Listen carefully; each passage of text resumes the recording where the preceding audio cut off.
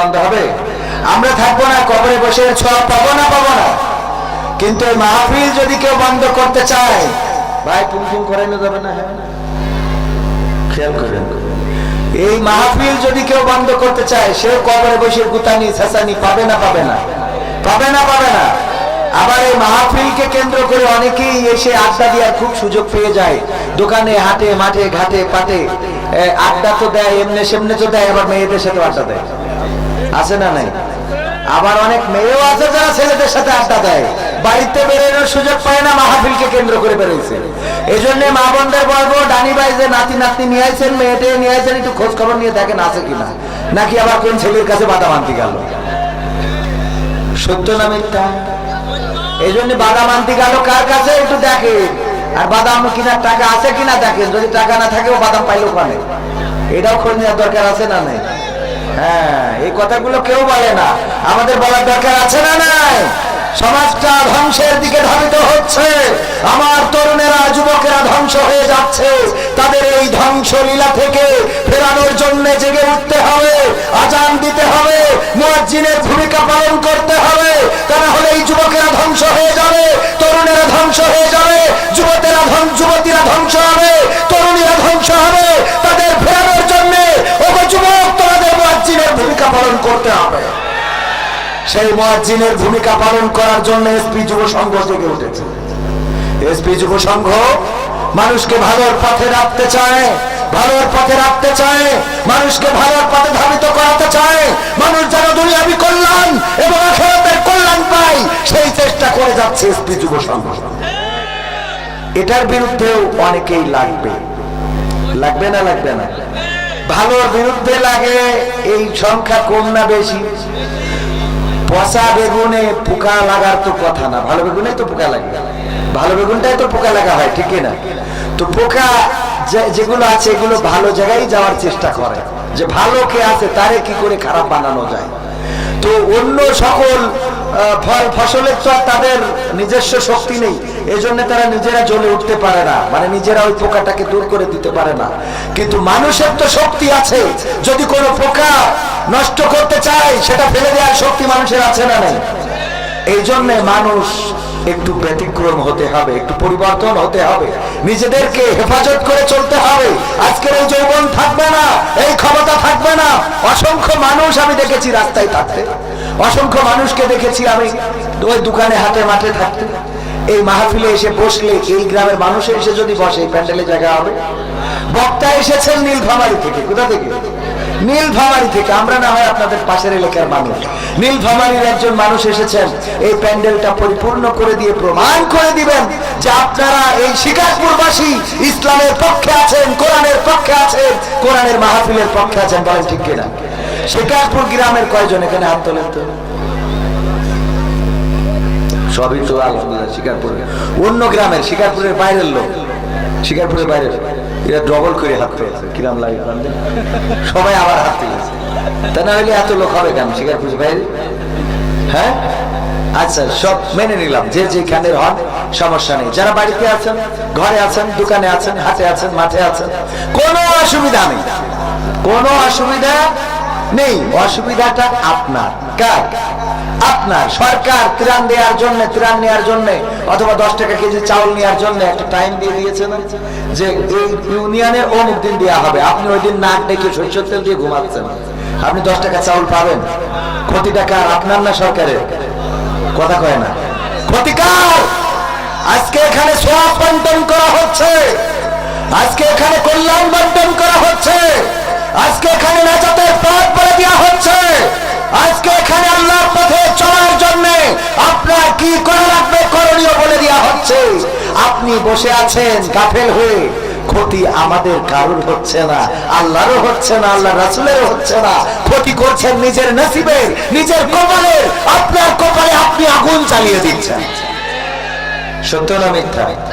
إن الحمد لله نحمده ونستعينه ونستغفره ونؤمن به ونتوكل عليه ونعوذ بالله من شرور أنفسنا ومن سيئات أعمالنا من يهده الله فلا مضل له ومن يضلله فلا هادي له ونشهد أن لا إله إلا الله ونشهد أن سيدنا محمدا عبده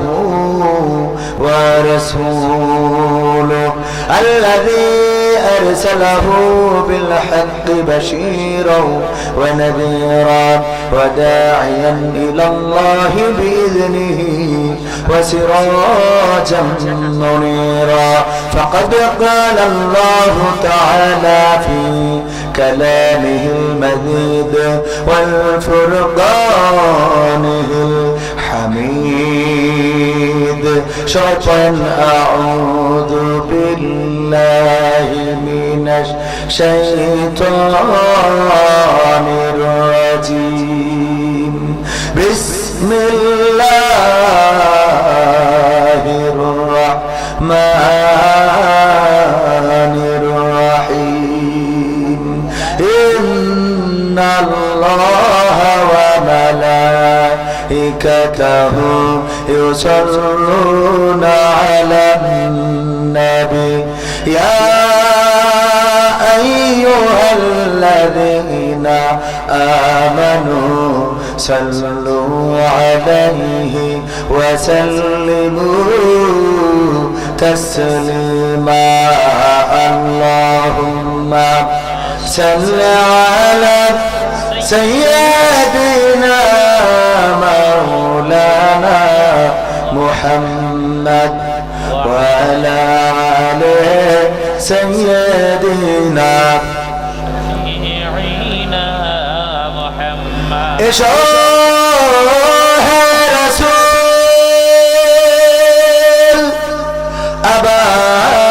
আবার ফিরে আমাদের মাঝে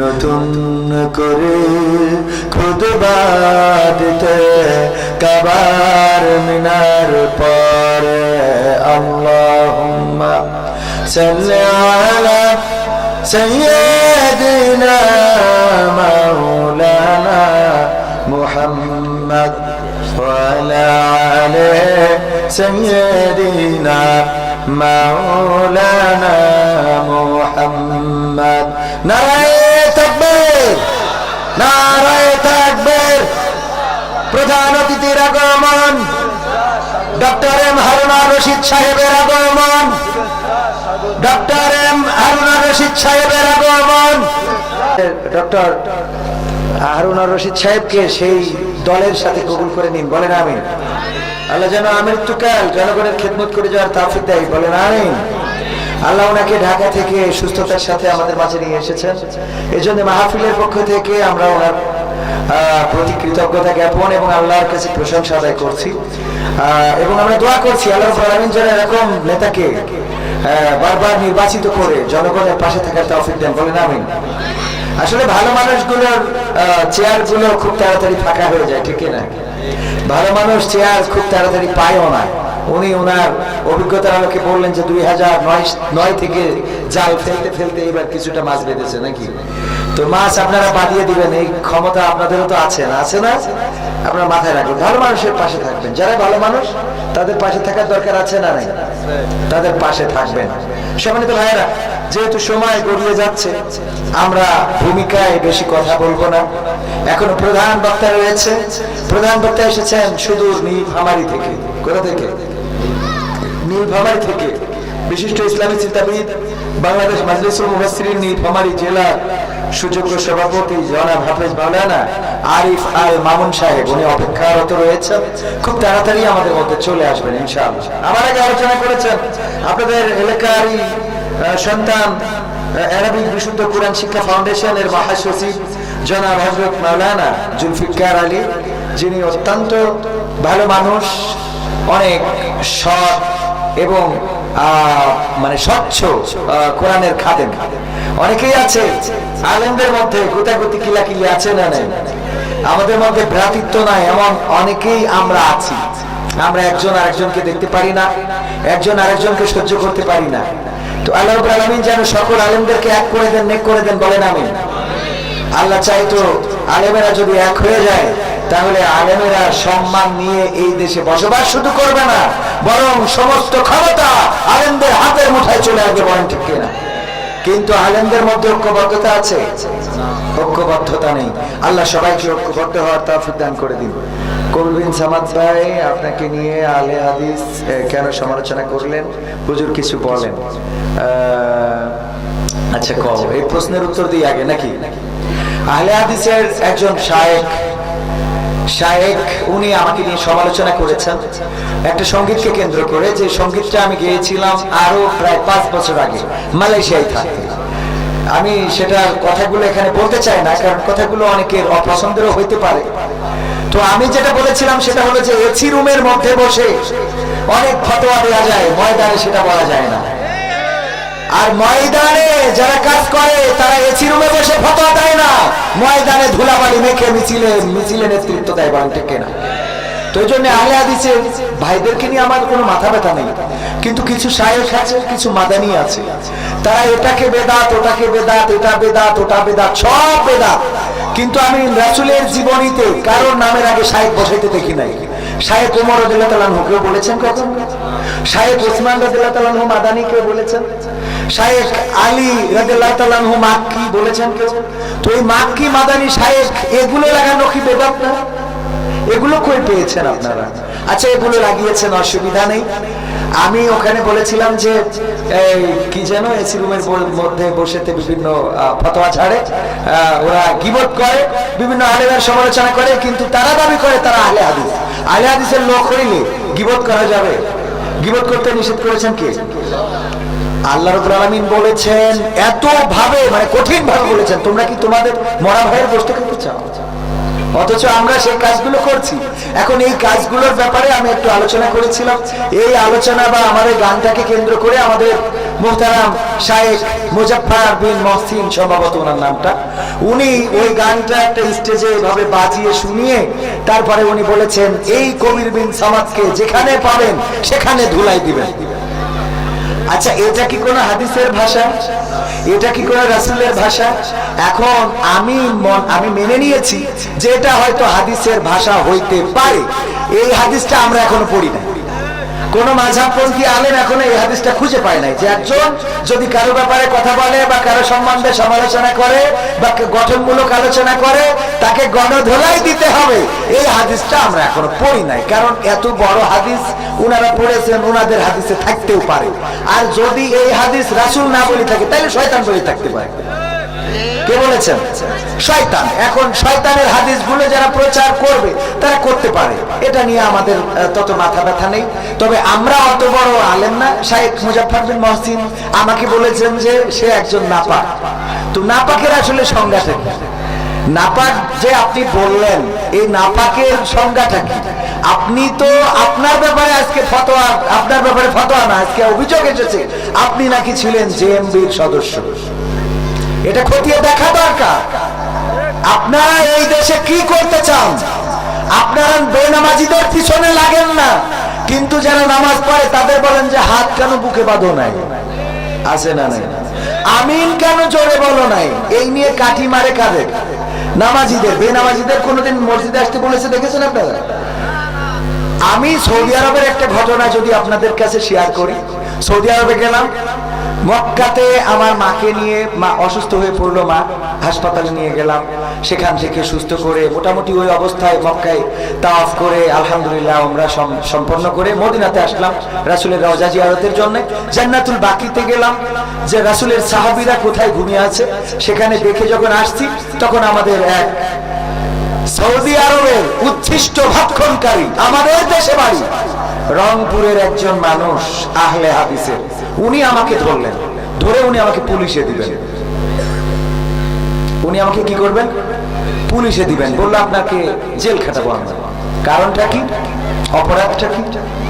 আমি বললাম মাকে নিয়ে এসেছি ওমরাতে, আমি এখানে এসেছি হজ করার জন্য, আমি এখানে এসেছি আমার আব্বা স্বপ্ন দেখাতেন আমার মাকে মক্কায় নিয়ে যাবেন, মদিনায় নিয়ে যাবেন, কিন্তু আমার আব্বা মারা গিয়েছেন, 20 বছর পার হয়ে গেছে, আমার আব্বা পূরণ করে যেতে পারেন নাই, নিজেও মক্কা মদিনা দেখতে পারেন নাই। আর আমি নিয়ত করেছিলাম আমার মাকে মক্কা না দেখিয়ে আমার এই দুই চোখ দিয়ে আল্লাহ আমি মক্কা দেখতে চাই না, আমি কাবা ঘর তাওয়াফ করতে চাই না আমার মাকে তাওয়াফ না করিয়ে, আমি রাসূলের রওজায় সালাম দিতে চাই না যতক্ষণ আমি আমার মাকে রাসূলের রওজায় না নিয়ে যেতে পারবো। আল্লাহ কবুল করেছেন, আমি সেটা করতে গিয়েছি, আমাকে আহলে হাদিসের একজন ভাই ধরে আমাকে জেলে দিয়ে দিবেন, পুলিশের কাছে তুলে দিবেন। আমি বললাম অপরাধটা কি? বললো আপনি সৌদি আরবের প্রিন্স সালমান মোহাম্মদ বিন সালমান, আপনি তার বিরুদ্ধে কথা বলেছেন, আপনি সৌদি আরব রাষ্ট্রের বিরুদ্ধে কথা বলেছেন, এর জন্য আপনাকে জেলে দেওয়া হবে। আমি বললাম তার বিরুদ্ধে কি কথা বলেছি? তার বিরুদ্ধে কথা বলেছি কি কথা? সেটা হলো সৌদি আরবে তাবলিগ জামাতের খেদমতকে নিষিদ্ধ করা হয়েছে। এটা কি ভালো কাজ? তাবলিগ জামাত কি কাউকে ভালো কাজে উৎসাহিত করে না খারাপ কাজে উৎসাহিত করে? ভালো কাজে উৎসাহিত করে। এই তাবলিগ জামাতকে সৌদি আরবে নিষিদ্ধ করা হয়েছে, এটার বিরুদ্ধে প্রতিবাদ করেছি, এটা হলো আমার 1 নম্বর অপরাধ। কয় নম্বর? আচ্ছা, তাবলিগ জামাতের কাজ বন্ধ করলে তার বিরুদ্ধে প্রতিবাদ করা কি কোনো অপরাধ হবে? 2 নম্বর অপরাধ, সৌদি আরবে সিনেমা হল চালু করা হয়েছে, প্রিন্স সালমান সিনেমা হল চালু করেছে, মোহাম্মদ বিন সালমান আপনি তার সিদ্ধান্তের বাইরে কথা বলেছেন, এই স্পর্ধা আপনি কোথায় পেয়েছেন? আচ্ছা বলেন, আমার বিশ্ব নবীর দেশ মক্কা মদিনায় আজকে সিনেমা হল চালু করা হয়েছে, আমার বাংলাদেশে সিনেমা হল বন্ধ করা হচ্ছে অথবা অটোমেটিক বন্ধ হয়ে যাচ্ছে, এখন সিনেমা দেখতে বাংলাদেশের মানুষ যেতে চায় না, আর সৌদি আরবে নতুন করে সিনেমা হল চালু করে বিভিন্ন দেশের নোংরা সিনেমা দেখানো হচ্ছে, এটার বিরুদ্ধে কি প্রতিবাদ করা কোন অপরাধ আপনাদের বিবেক দিয়ে বলেন? এটার বিরুদ্ধে প্রতিবাদ করেছি বলে জেলে দিতে চায়। আর 3 নম্বর অপরাধ, 3 নম্বর অপরাধ হলো সৌদি আরব একটা কনসার্টের আয়োজন করেছে, সেই কনসার্টে বিশ্বের বিভিন্ন দেশে নর্তকী, অর্ধ উলঙ্গ শুধু নয় বলা যায় পুরা উলঙ্গ, এটা বললে ভুল হবে না, কারণ তাদের শরীরে কাপড় নেই, তাদের ইজ্জত আবরু ঢাকার মতো কাপড় নাই, যতটুকু আছে তাতে করে তাদের সবকিছু প্রকাশ হয়ে যায়। এই জাতীয় নর্তকীদেরকে, নায়কদেরকে, শাহরুখ খান, এই খান সেই খান, তারপরে বিভিন্ন নায়িকাদের আমরা নামও জানি না, তাদেরকে নিয়ে কনসার্টের ব্যবস্থা করেছে সৌদি আরবের জেদ্দায়। এটা বিরুদ্ধে কেন প্রতিবাদ করলাম? এটা কি কোনো অপরাধ? এই যদি হয় অপরাধ, এই অপরাধে জেল খাটতে কোনো আপত্তি নাই। এই যদি হয় অপরাধ, এই অপরাধে জেল খাটা শুধু নয়, ফাঁসির কাস্টে ঝুলতে কোনো আপত্তি নাই। কারণ আমার রাসূলের দেশে সিনেমা হল ওপেন করা হবে, আমার রাসূলের দেশে তাবলীগ করা নিষিদ্ধ করা হবে, আমার রাসূলের দেশে নর্তকীদেরকে নাচানো হবে, এটা মুসলমান হিসাবে মানতে পারি না। সৌদি আরব হয়েছে, আমরা সৌদি আরবকে ভালোবাসি, সেখানে আমার কাবা অবস্থিত বলে, আমরা মদিনাকে ভালোবাসি, সেখানে আমার রাসূল ঘুমান বলে, আমরা সৌদি আরবের উচ্ছিষ্ট ভক্ষণ করি না, আমরা সৌদি আরবের উচ্ছিষ্ট ভক্ষণ করে থাকি না, বরং আমরা প্রত্যেকটা বছরে হজ করে সৌদি আরবের সরকারকে ট্যাক্স দিয়ে আসি, আমরা ভ্যাট দিয়ে আসি, আমরা সৌদি আরবকে টাকা দিয়ে আসি। আপনারা যারা আহলে হাদিস দাবি করেন, আমাকে যে উগ্রতার সাথে বলেছেন যেখানে পাবেন গণধুলাই দিবেন, আমি মেনে নিচ্ছি এটা আপনার হাদিসের বাণী। এই হাদিস যদি রাসূল না বলে থাকে তাহলে শয়তান বলেছে। হাদিস মানে কি? কথা। হাদিস মানে কি? কথা। তো এই কথা যদি রাসূলের না হয় তাহলে শয়তানের কথা।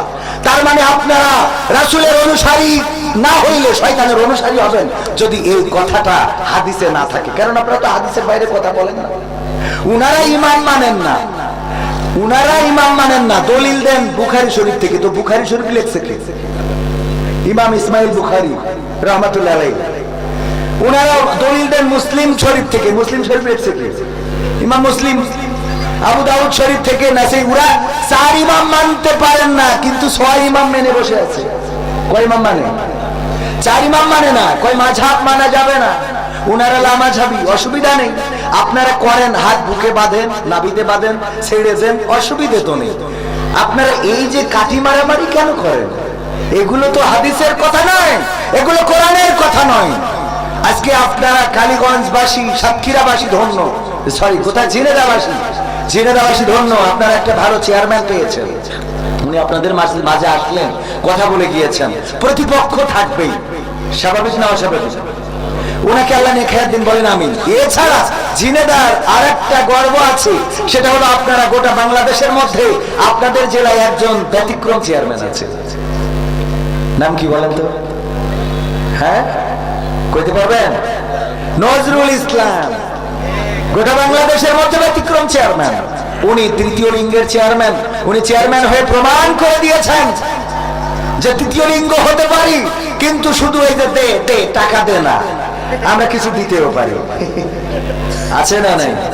বাস স্ট্যান্ডে গেলে দেখবেন যে আরে বাবা, ওদের তো মানে হুজুর মানুষ টানুষ, মানে এই হুজুর দে, কথা কোশ না করে হুজুর, হ্যাঁ দিবি নাকি খুলে দেবো সাহেব? কি আশ্চর্য! আছে না নাই?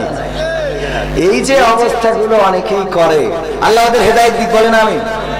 অনেকে আছে হিজড়া না, কিন্তু তারা হিজড়া সেজে ব্যবসা করে, এমন অনেকেই আছে। এবং আমি এদের একটা ভিডিও করতেছি, ওরা দেখি ব্ল্যাকমেইল করতেছে ঢাকা শহরে, আমার মোবাইলটা কেড়ে নিয়ে ভেঙে দেবে, এরকম একটা অবস্থা। এত শক্তি তাদের, ওদের পিছনেও গডফাদার আছে না নাই? ওরা হিজড়া না, কিন্তু হিজড়া সেজে আছে। তো আমাদের এখানে আপনাদের ঝিনেদার কালীগঞ্জের একজন চেয়ারম্যান নজরুল ইসলাম, ওনার কথা পাঠ্য বইতে এসেছে, আমি শুনলাম। এটা কি আপনাদের সৌভাগ্যের না? ওনার ব্যাপারে মানুষ জানতে পারুক। আমি ওনার কাউন্সিলে গিয়েছি, ওনার সাথে কথা বলেছি, ওনার সাক্ষাৎকার নিয়েছি, আমি দেখেছি উনি যথেষ্ট অমায়িক একজন ব্যক্তি, মানুষের জন্য করতে চান, জনগণের জন্য করতে চান, শুধু ওই গান গাওয়া না, জনগণের জন্য খেদমত, জনগণের খেদমতে কাজ করতে চায়। আল্লাহ ওনাকে নেখায়াত দিন, বলেন আমিন। আল্লাহ নজরুল ইসলাম চেয়ারম্যানকে সত্যের পথে, হকের পথে টিকে থাকার তৌফিক দিন, বলেন আমিন। সম্মানিত ভাইয়েরা, আশা করি আমার কথা, আপনারা যে প্রশ্ন করেছেন, প্রশ্নের উত্তর পেয়েছেন। আমার কোন দলের সাথে দ্বন্দ্ব নেই, আহলে হাদিসের সাথে দ্বন্দ্ব নেই, কওমিয়ার সাথে দ্বন্দ্ব নেই, মাযহাবি লামাযহাবি কারোর সাথে কোনো দ্বন্দ্ব নেই। আমি যেটা সত্য সেটা মানে সোজাসুজি উপস্থাপন করব। কি করি? সোজাসুজি উপস্থাপন করি। আমার ব্যাপারে আপনি গঠনমূলক আলোচনা করেন, সমালোচনা করেন, আপত্তি নেই, কিন্তু আপনি গণধুলাই দিতে বললেন, আপনি অপবিত্র বললেন, আপনি শয়তানের দালাল বললেন, আপনার এগুলোর ভিত্তিটা কি? আপনি এই কথাগুলো যদি হাদিস থেকে না বলে থাকেন, আল্লাহর কাছে দায়ী থাকবেন।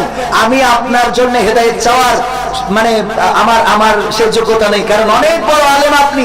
আমি শুধুমাত্র বলবো যে আপনি যে আলেম, আপনার মুখে কয়েকদিন আগে ইনি টুপি ছিঁড়ে ফেলেছিলেন, একজনের মাথা থেকে নিয়ে 5 কলি টুপি উনি ছিঁড়ে ফেলেছেন, যে এই টুপি পরা যাবে না। আল্লাহ রাসূলের সুন্নাত, এই টুপি 5 কলি হোক, গোল হোক, লম্বা হোক, উঁচু হোক, নিচু হোক, তোমার টুপি নিয়ে চুলকায় কেন? তুমি টুপি ছিঁড়েছে, তোমার এই স্পর্ধা কে দিয়েছে? আমার বিশ্বনবীর সুন্নাত। ওনাকে যখন প্রশ্ন করা হলো, উনি বলতেছে আমি ছিঁড়ি নাই, আমি নির্দেশ দিয়েছিলাম। আচ্ছা, নির্দেশদাতা কি আসামি না খালাস পাবে? আসামি হবে কিনা? ওইটা বড় আসামি। সে নির্দেশ দিয়ে টুপি ছিড়িয়েছে। এই মানুষের কাছে যদি আমরা দলিল খুঁজি, এরা ইসলামের সঠিক পথ দেখাতে পারে না। ইসলামের সঠিক পথ যারা দেখায় তাদেরকে তারা গোমরা বলে। আসলে নিজেরা যুগে যুগে আব্দুল্লাহ বিন উবাই ছিল, এখনো আছে না নাই? আব্দুল্লাহ বিন উবাই মারা গেছে উহুদের ময়দান। আল্লাহর নবী 1000 সাহাবী নিয়ে রওনা করলেন যুদ্ধের ময়দানে। কাফেরদের সংখ্যা ছিল কত? কথা কয় না? 3000। আল্লাহর নবী সাল্লাল্লাহু আলাইহি ওয়াসাল্লাম 1000 সৈন্য নিয়ে যখন রওনা করলেন, আব্দুল্লাহ বিন উবাই সুন্দর করে বলল, এই আব্দুল্লাহ বিন উবাইর অনুসারীরা এখনো সুন্দর করে বলে, যদি কয় মিছিল করিছে, কয় ওটা ইসলামে নেই। ভাই কয় না বলে মিছিল ইসলামে নেই, প্রতিবাদ ইসলামে নেই। ওরা কোনদিন ওই আসাদ নূর আমার রাসূলকে অপমান করে, কোনদিন তার বিরুদ্ধে বলে নাই যে তাকে গণধোলাই দিতে হবে, কোনদিন ওই কাদিয়ানীদের বিরুদ্ধে কথা বলে নাই, যারা খতমে নবুয়তের বিরুদ্ধে দাঁড়িয়েছে, খতমে নবুয়তের বিরুদ্ধে যারা কথা বলে, নিজেরা নবী দাবি করে, ওই গোলাম আহমদ কাদিয়ানী, তাদের বিরুদ্ধে তাদের কোনো বক্তব্য নেই। এমন কি ওই যে মুফাসসির ইসলাম সহ অনেকেই আছে, আল্লাহ রাসূলকে গালি দেয়, কোরআনকে গালি দেয়, ইসলামকে গালি দেয়, আল্লাহকে গালি দেয়। ওরা বলে এর বিরুদ্ধে প্রতিবাদ করা যাবে না, কারণ আমার রাসূল বলেছেন ধৈর্য ধারণ করো, সবর করো, সবর করাই উত্তম। এইগুলো বলতো আব্দুল্লাহ বিন উবাই যখন যুদ্ধের ময়দানে যাচ্ছে। আব্দুল্লাহ বিন উবাই বলছে চলো আমরা মসজিদে নববীতে যাব এবং সেখানে যে আমরা মুনাজাত করে দোয়া করব, আল্লাহ যেন মুসলমানদের বিজয় দান করে, আল্লাহ রাসূল যেন বিজয় অর্জন হয়, আল্লাহ রাসূল যেন বিজয় অর্জন করতে পারে। চলো আমরা মসজিদে নববীতে যে আমরা তাসবিহ তাহলিল করে নফল ইবাদত করে আল্লাহর কাছে কাটাকাটি করব। তার কথা শুনে কতজন ব্যাক এসেছিল? কতজন? 300 জন ব্যাক এসেছিল। এই আব্দুল্লাহ বিন উবাই ও পাগড়ি পরা ছিল। আব্দুল্লাহ বিন উবাই ও ঘুমটা দিয়ে ওর পরে কালো এরম করে পড়তো আর সুন্দর করে মসজিদে যখন নামাজ হয়ে যেত, আল্লাহ রাসূল যেখানে দাঁড়িয়ে ইমামতি করতেন তার পিছনেই বরাবর দাঁড়াতেন। তার নাম কি? আব্দুল্লাহ বিন উবাই। একেবারে বরাবর রাসূলের পিছনে দাঁড়িয়ে যখন রাসূল নামাজ শেষ করতেন, উনি উঠে দাঁড়ায় যেতেন, যে বলতেন ভাইয়েরা সবাই বসে যাবেন, আমাদের মাঝে এসেছে মক্কা থেকে আমাদের প্রিয় হযরত মুহাম্মদ সাল্লাল্লাহু আলাইহি সাল্লাম, অনেক ভালো মানুষ, তার কথাগুলো শোনার দরকার আছে। এই কথাগুলো ওখানে বলে আবার বাইরে যেয়ে বলতো, ওগো তোমরা তৈরি হও, খেলা হবে, খেলা হবে, খেলা করতে হবে। সামনে কি বলতো? রাসূলকে নেতা মানো, আর পিছনে যে কি বলতো? রাসূলের সাথে খেলা হবে। এই কথাগুলো বলতো। তার নাম কি? আব্দুল্লাহ বিন উবাই। আব্দুল্লাহ বিন উবাই মারা গেছে, কিন্তু ওর মতো পাগড়ি পরা, টুপি পরা, ঘোমটা দিয়া তার উত্তরসূরিরা যুগে যুগে থাকবে এবং রয়েছে। তারা ইসলামকে বিতর্কিত করে। কোন নামাজি যদি নামাজ পড়ে, যে বলে তোমার আজীবনে নামাজ হয় নাই, কেন হয় নাই? কারণ তুমি রফাদাইন করো নাই। বলে না? বলে না? আচ্ছা তাই এই মানুষটা কি বিপদে পড়ে না? পড়ে না? এই রফাদাইন করলো কিনা করলো, নামাজ কবুল করার মালিক কে? আল্লাহ নামাজ কবুল করার মালিক। আপনি বললেন তোমার নামাজ হয় নাই, একজন আমিন জোরে বলে না বলে আপনি বললেন নামাজ হয় নাই, একজন বুকের উপরে হাত বাঁধে না বলে আপনি বললেন নামাজ হয় নাই। আসলে এই নামাজ কবুল করবেন কে? নামাজ সবচেয়ে বেশি পড়েছে জামাতে, তার নাম হলো আব্দুল্লাহ বিন উবাই। এই আব্দুল্লাহ বিন উবাই ওই বদরের বহুদের প্রান্ত থেকে 300 জনকে ফিরিয়ে আনলেন। আল্লাহ রাসূল 700 জন সাহাবী নিয়ে ওদের যুদ্ধে যখন লড়াই করা শুরু করে দিলেন, 350 জন তীরন্দাজকে একটা গিরিপথে রেখে দিলেন, বললেন এই পথটা কখনো ছেড়ে দেবে না। কিন্তু না, ওই পথটা তারা ছেড়ে চলে আসলো। প্রাথমিক যখন বিজয় অর্জন হয়ে গেল, মনে করলো আর তো কোনো টেনশন নেই, আমরা তো জিতে গেছি। ব্যালট অনেকে বাক্স গুনতে চিন্তা করলো ভোটের বাক্সে তো আমাদের বেশি, আর ঠেকাই কিনা, এখন ভোটের বাক্স ফেলাই দিয়ে যাই বাইরে গেছে, এর মধ্যে কয়টা ব্যালট আগুন ধরাই দিয়ে গুনিয়ে দেখা গেল যে মিছিল হয়েছে মোরগ মার্কা জিতেছে। হঠাৎ করে দেখা গেল বলতেছে মাছ মার্কা 200 ভোট বেশি পেয়ে জয় পেয়েছে। ঘটে না? ঘটে না? আনন্দের চোটে বাক্স ফেলাই দিয়ে দৌড় দেয়, এর মধ্যে হেরিকেনের আলোয় পুরাই ফেলে আছে না নাই? তেমনি ভাবে ওদের ময়দানে আল্লাহ রাসূল সাল্লাল্লাহু আলাইহি সাল্লামের যখন প্রাথমিক বিজয় অর্জন হয়ে গেল, 50 জন তীরন্দাজ যাদেরকে নিয়োগ করা ছিল, আল্লাহ নবী বলেছিলেন ততক্ষণ পর্যন্ত ওখান থেকে নামবে না, যতক্ষণ পর্যন্ত আমি পরবর্তী নির্দেশ দেব। কিন্তু না, তারা আবেগে নেমে আসলো, চিন্তা করলো বিজয় তো হয়ে গেছে, আমরা যাই গনিমতের মাল কুড়াবো। এই যখন নেমে আসলো তখন খালিদ বিন ওয়ালিদ তখন ইসলাম কবুল করে নাই, তার নেতৃত্বে একদল অশ্ববাহিনী তারা পিছন দিক থেকে আক্রমণ করলো। আমার রাসূলও আক্রান্ত হয়ে গেল, সাহাবীরা কত শত শহীদ হয়ে গেল, আমার 70 জন সাহাবী শহীদ হয়ে গেলেন। তাদের কবর এখনো যারা হজে গিয়েছেন ওই উহুদের প্রান্তরে গেলে আছে না নাই? দেখেছেন না দেখেন নাই? যারা হজে গিয়েছেন তারা দেখেছেন 70 জন সাহাবীর কবর ওখানে রয়েছে। ওগো আমার ভাইরা, আল্লাহ রাসূলের মাথার হেলমেট ভেঙে গেল, মাথার হেলমেট ভেঙে মাথায় ঢুকে গেল, দান্দান মোবারক শহীদ হয়ে গেল। চারিদিকে খবর ছড়িয়ে গেল বিশ্বনবী ইন্তেকাল করেছেন, শহীদ হয়েছেন। চারিদিকে মানুষ চিৎকার চেঁচামেচি শুরু করে দিল, আহারে আমাদের রাসূল সাল্লাল্লাহু আলাইহি সাল্লাম উনি ইন্তেকাল করেছেন, উনি শহীদ হয়ে গেছেন। ও আমার ভাইরা, ও আমার ভাইরা, ও আমার ভাইরা, এই জন্য আল্লাহর নবী যখন উহুদের ময়দানে শহীদ যখন আহত হয়ে গেলেন, চারিদিকে খবর ছড়িয়ে গেল। এমনও কিতাবে এসেছে নবীর এক মহিলা সাহাবী ছুটে চলেছেন উহুদের ময়দানে। একজন জিজ্ঞেস করছে, ওগো কোথায় যাও? বলতেছে আমি উহুদের ময়দানে যাও। ওই মহিলা জিজ্ঞেস করতেছে, ওগো জানো নাকি আজকে উহুদের ময়দানে আমার রাসূল কেমন আছে? ওই লোকটি বলতেছে, রাসূলের কথা কি বলবো, এই যুদ্ধে তোমার বাবা এসেছিল, তোমার বাবা এই যুদ্ধে শহীদ হয়ে গেছে, নিহত হয়েছে। ওই মহিলা বলল, আমার বাবার কথা জিজ্ঞাসা করি নাই, আমার রাসূল কেমন আছে বলে আবার সামনে দৌড় দিলেন।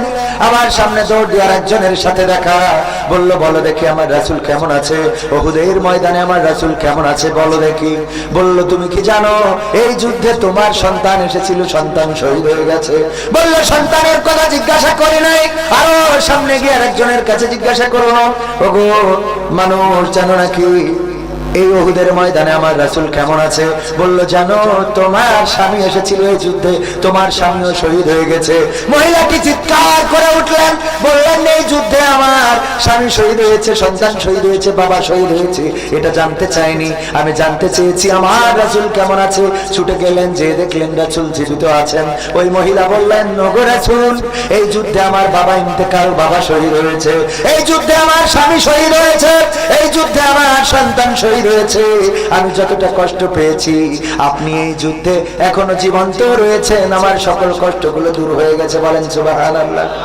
এই যুদ্ধের ময়দানে আমার রাসূল আহত হলেন, 70 জন সাহাবী শহীদ হলেন।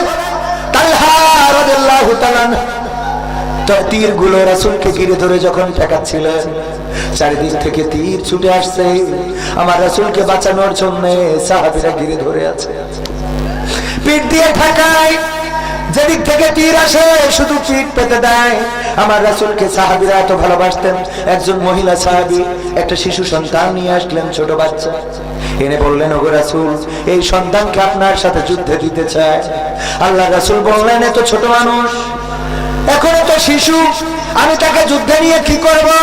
সে তো আমাদের যুদ্ধে সহযোগিতা তো দূরের কথা, আমাদের যুদ্ধে কষ্টটাই বাড়াবে, এ তো যুদ্ধ তো করতে পারবে না, বরং এই বাচ্চা শিশুকে আমাদেরকে বহন করা লাগবে। ওই মহিলা বলল, ওগো রাসূল আমি আমার সন্তানকে আপনার কাছে নিয়ে এসেছি যুদ্ধের ময়দানে দেওয়ার জন্য। আমি জানি আমার সন্তান তরবারি ধরতে পারবে না, আমার সন্তান ঢাল ধরতে পারবে না, আমার সন্তান লড়াই করতে পারবে না, কিন্তু রাসূল আমি চাই যখন আপনাদের দিকে তীর আসবে তখন ওই তীরটা ঠেকানোর জন্য যদি প্রয়োজন হয় আমার সন্তানকে ঢাল হিসাবে ব্যবহার করবে। আল্লাহু আকবার, আমার সন্তানকে ঢাল হিসাবে ব্যবহার করবেন। খানেছা রাদিয়াল্লাহু তাআলা আনহা আল্লাহর নবীর যুদ্ধের সময় 4টি পুত্র সন্তান সকালবেলা ফজরের সময় ডাক দিলেন, ডেকে বললেন, ওগো সন্তানেরা ওঠো, যুদ্ধে চলে যাও। রাসূল যুদ্ধের ডাক দিয়েছে, তোমরা 4 জন সন্তান আমার পুত্র সন্তান যুদ্ধে লড়াই করবে যতক্ষণ পর্যন্ত না ওই যুদ্ধে রাসূল বিজয়ী হয় অথবা তোমরা শহীদ হয়ে যাও, ততক্ষণ পর্যন্ত লড়াই করবে। তার মানে হয় বিজয় অর্জন করতে হবে, না হয় শহীদ হতে হবে, এর আগে যুদ্ধের ময়দান ত্যাগ করা যাবে না। বলছেন কি মা? বলছেন কে? আর আজকের আমাদের মায়েরা সন্তানকে কি শিক্ষা দেয়? সন্তানকে বাইক কিনে দেয়। আজকে দেখলাম একটা ট্রাকের পিছনে লেখা আছে, সন্তানকে বাইক নয় জীবন দিন। ট্রাকের পিছনে কি লেখা? সন্তানকে জীবন দিন, বাইক নয়। তাই মানে হলো বাইক কিনলে সে পাকামো করবে, আর কোন জায়গায় দাম করে ঘা দেবে, পড়ে থাকবে, ঠ্যাং ভাঙবে, এরকম হবে না? হবে না? এই জন্য ট্রাকের পিছনে আজকেই দেখলাম চোখের সামনে পড়লো, সন্তানকে জীবন দিন, বাইক নয়। তার মানে বাইক কিনে দিলে তার জীবনটা বিপন্ন হতে পারে না, পারে না। মেয়েরা বয়ফ্রেন্ড নিয়ে ঘুরে বেড়ায়, কোন মা প্রতিবাদ করে নাকি? সন্তান গান গার্লফ্রেন্ড নিয়ে ঘুরে বেড়ায়, বিভিন্ন জায়গায় ঘুরে বেড়ায়। আর আমাদের মায়েরা বলে ওটা বয়সের দোষ, বড় হলে ঠিক হয়ে যাবে, বলে না বলে না। আর আমার রাসূলের সাহাবীরা কেমন ছিলেন, ওগো মায়েরা কান খুলে শুনে নেন। আল্লাহ রাসূলের সাহাবী খানেসা রাদিয়াল্লাহু তাআলা আনহা বললেন, যাও যুদ্ধের ময়দানে, ততক্ষণ পর্যন্ত লড়াই করবা যতক্ষণ পর্যন্ত না বিজয় অর্জন করবা, অথবা তোমরা শহীদ হয়ে যাবা। আমার নবীর সাহাবী, মহিলা সাহাবী খানেসা রাদিয়াল্লাহু তাআলা আনহার 4 জন সন্তান যুদ্ধের ময়দানে চলে গেলেন। লড়াই করতে করতে 4 জনই শহীদ হয়ে গেল। সন্ধ্যাবেলা যখন খবর আসলো, ও খানেসা শুনেছো নাকি তোমার 4টি সন্তান যুদ্ধের ময়দানে শহীদ হয়ে গেছে? খানেসা রাদিয়াল্লাহু তাআলা আনহা আল্লাহর কাছে 2টি হাত তুললেন, তুলে বললেন, ওগো আল্লাহ, পরকালের ময়দানে যেদিন দাঁড় করাবা, ওই পরকালের ময়দানে যখন বলবা, খানেসা বলো দেখি তোমার নেক আমল বলে কি আছে, কি এমন ভালো আমল করে এসেছো দুনিয়া থেকে? ওগো আল্লাহ, ওই দিন আমি তোমার কাছে বলবো, তুমি আমাকে 4টি পুত্র সন্তান দিয়েছিলে, আর 4টি পুত্র সন্তান আমি বিশ্ব নবী হযরত মুহাম্মদ সাল্লাল্লাহু আলাইহি ওয়াসাল্লামের সাথে যুদ্ধে দিয়েছিলাম। 4 জন সন্তানই শহীদ হয়েছিল। আমার আমল বলতে আমি 4 শহীদের মা। আমার ভাইরা, এই জন্য আমাদের মাথায় রাখতে হবে, ভাইরা আমার কথা বলতে বলতে এত সিটকুট দিলে আমি হারাই ফেলতে মানে। আমার ভাইরা, তালহা রাদিয়াল্লাহু তাআলা আনহুর কথা বলছিলাম। আল্লাহ রাসূলকে বাঁচানোর জন্য যত সাহাবী ঘিরে ধরেছিলেন, তীর যেই দিক থেকে আসে ওই দিকে পিঠটা পাতা পেতে দেয়। আমার রাসূল যেন অক্ষুণ্ণ থাকে, আমার রাসূলের শরীরে যেন আঘাত না লাগে। আমার রাসূলকে তাড়াতাড়ি করে রাসূল আঘাতপ্রাপ্ত তারপরেও হয়ে গেলেন। হেলমেট ভেঙে গেল, মাথার দণ্ড, দাঁতের দাঁত ভেঙে গেল, হেলমেট ভেঙে মাথায় ঢুকে গেল, রাসূল বেহুশ হয়ে পড়ে গেলেন। রাসূলকে নিয়ে যাওয়া হলো নিরাপদ স্থানে সেবা শুশ্রূষা করার জন্য। পাহাড়টা কাঁপছিল। ওমর রাদিয়াল্লাহু তাআলা আনহু চিৎকার করে বললেন, ওগো পাহাড়, থেমে যাও, থেমে যাও, কেন কাঁপাকাঁপি করো? তুমি কি জানো না তোমার উপরে কাকে ওঠানো হয়েছে? তোমার উপরে যাকে ওঠানো হয়েছে তিনি হলেন আখেরি জামানার পয়গম্বর হযরত মুহাম্মদ সাল্লাল্লাহু আলাইহি ওয়াসাল্লাম। আল্লাহু আকবার। ভাইরা আমার, এই যে রাসূলকে হেফাজত করার জন্য সাহাবীরা পিঠ পেতে দিলেন, যখন সাহাবীরা শহীদ হয়েছেন, যুদ্ধ থেমে গেল। এই সাহাবীরা যারা শহীদ হয়েছেন তাদের লাশকে যখন খুঁজে খুঁজে বের করা হলো, তালহা রাদিয়াল্লাহু তাআলা আনহুর পিঠে দেখা গেল একা একজনই 70-80টিরও বেশি তীর নিজের পিঠে ধারণ করেছে। কয়টা? 80টিরও বেশি তীর নিজের পিঠ দিয়ে ঠেকিয়েছে আমার রাসূলকে বাঁচানোর জন্য। আর এই যুদ্ধে আব্দুল্লাহ বিন উবাই সুন্দর করে কৌশল করে ডেকে এনেছেন, আসো আসো, প্রতিবাদ করা যাবে না, লড়াই করা যাবে না, মসজিদে যাব, নামাজ পড়বো, দোয়া করব, আল্লাহ যেন বিজয় দিয়ে দেয়। এই আব্দুল্লাহ বিন উবাই আজকে পৃথিবীর পরে নাই, কিন্তু যুগে যুগে তাদের উত্তরসূরিরা পৃথিবীর পরে থাকবে না, থাকবে না।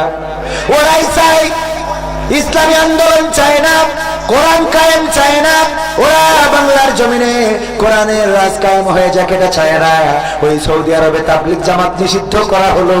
তাবলিগ জামাত মানুষের দ্বারে দ্বারে যায়, নামাজের জন্য ডাকে, রোজার জন্য ডাকে, মানুষের ভালো কাজের জন্য ডাকে।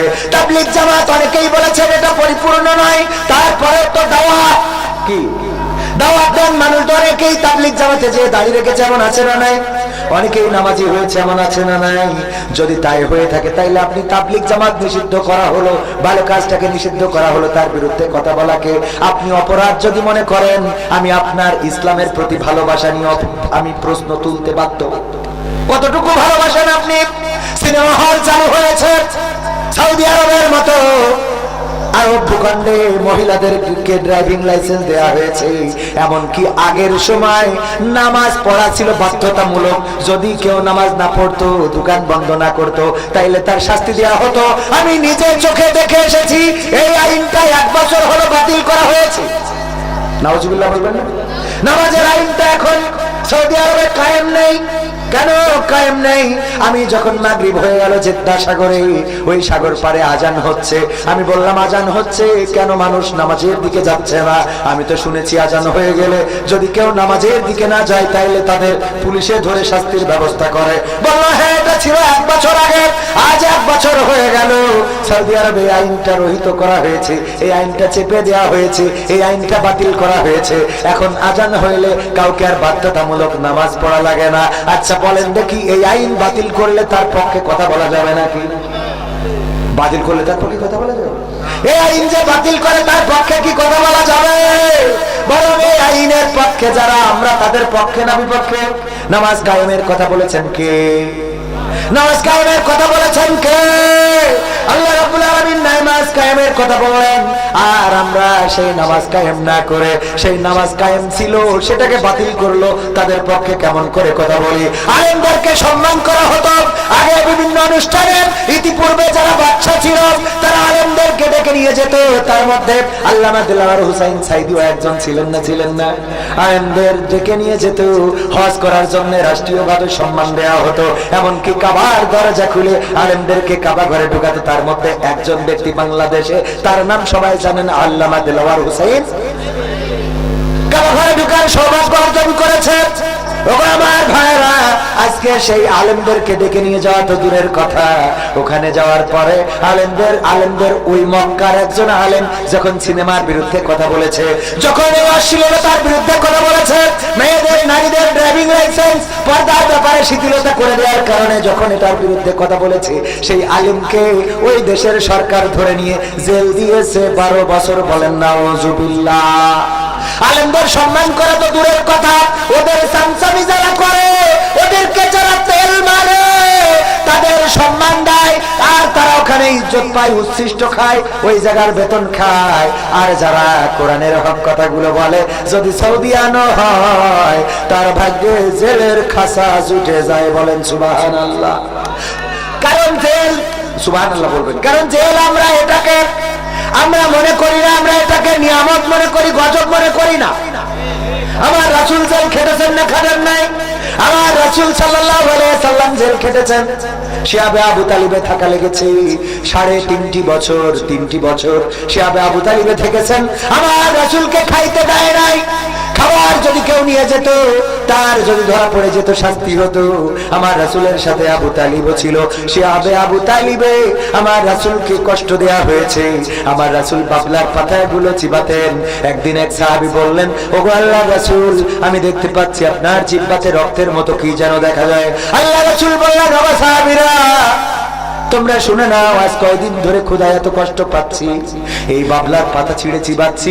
বাবলার পাতা চিবাতে চিবাতে হঠাৎ করে ওটার একটা কাঁটা আমার জিহ্বায় ফুটে গেছে, এবং যার জন্য রক্ত বের হচ্ছে। ওগো আমার সাহাবীরা, আমি যেই উম্মতের মুক্তির জন্য আসলাম, সেই উম্মতের নাজাতের জন্য আসলাম, যেই পথ হারাদের পথ দেখানোর জন্য আসলাম, যাদের জাহান্নাম থেকে বাঁচানোর জন্য আসলাম, আজকে তারা আমাকে এত কষ্ট দিল যে তাদের নবী খোদার জ্বালায় বাবলা গাছের পাতা খেতে যে জিহ্বায় কাঁটা ফুটে গেল, আর সেই কাঁটা ফুটে রক্ত বের হয়ে গেল। ওরা বিশ্ব নবী, ওদের কান্ডারি, ওদের সুপারিশকারী, সাফায়াতকারীকে ওরা চিনতে পারলো না। এবার বলেন সবাই দুরূদ পড়েন, আল্লাহুম্মা সাল্লি আলা।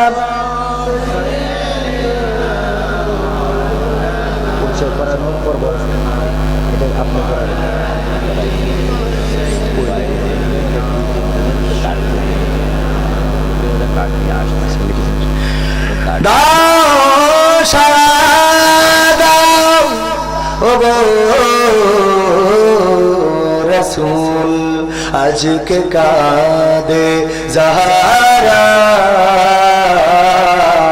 পরপারের কান্ডারি তুমি মোদের জানের পেয়ারা। আল্লাহুম্মা সাল্লি আলা।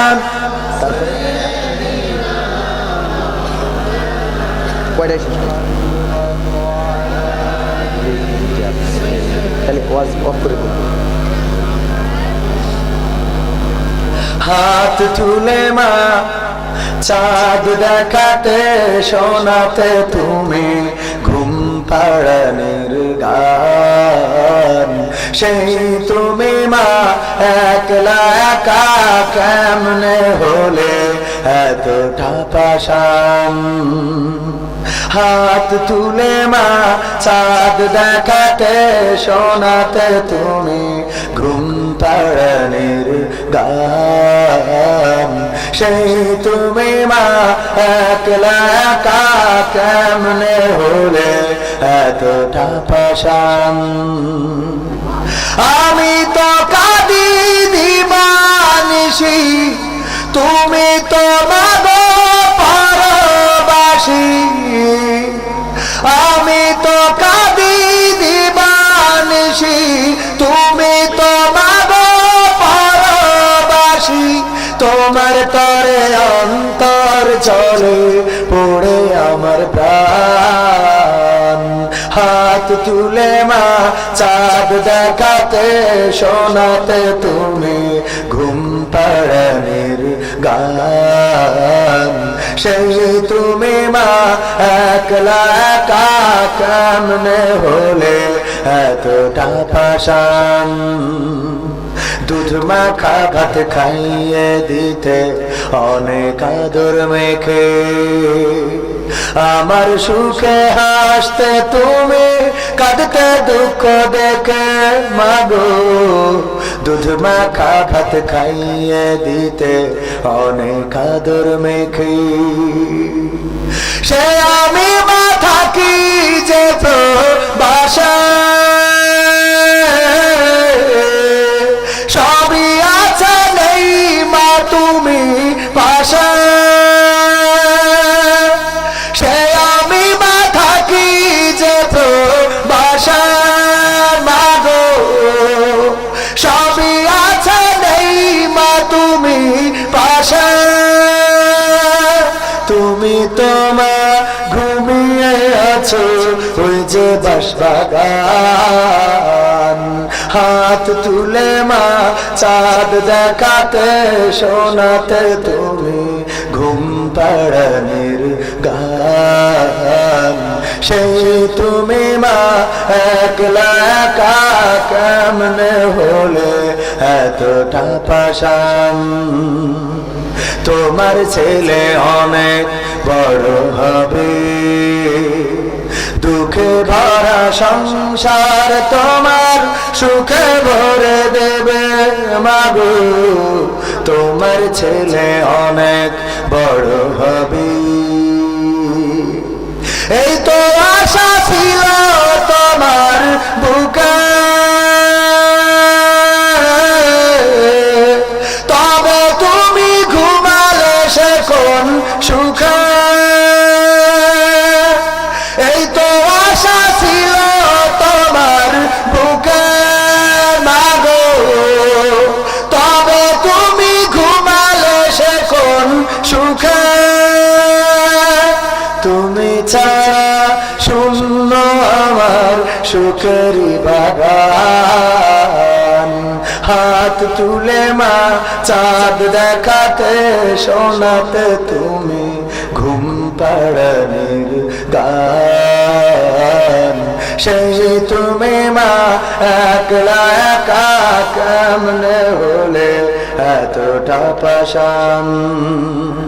প্রবাসেতে থাকি মাগো দিন তো কেটে যায়, গভীর রাতে তোমার স্মৃতি আমাকে কাঁদায় ও মা। প্রবাসেতে থাকি মাগো দিন তো কেটে যায়, বিদেশ থেকে ফিরলে দেশে মাগো